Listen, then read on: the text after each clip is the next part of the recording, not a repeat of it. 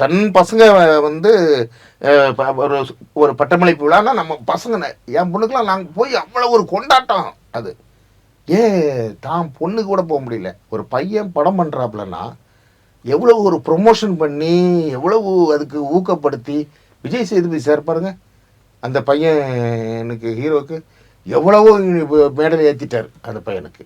ஏன் தான் பையன் அனாதையா அவன் அப்புறம் அப்பாவாக இருந்து செய்யணும். இதுக்கெல்லாம் காரணம் அந்த நடிகை தானே.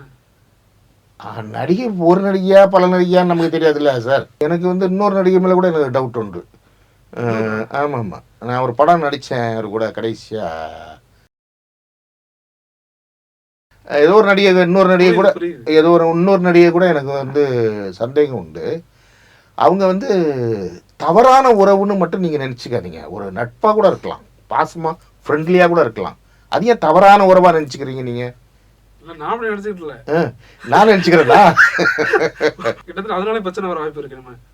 பிரச்சனை என்ன? அவருக்கு என்ன பிரச்சனை இனிமே வரணுங்கிறீங்களா? வந்துச்சா எப்பவோ அரசியலுக்குள்ள கால வச்சாரோ பிரச்சனைனாலதான் அரசியலை தொடங்கினாரு. அப்படிதான் சொல்றாரு. எல்லாத்தையும் விட்டுக்கிட்டு தான் உங்ககிட்ட வந்திருக்கிறேங்கிறாரு.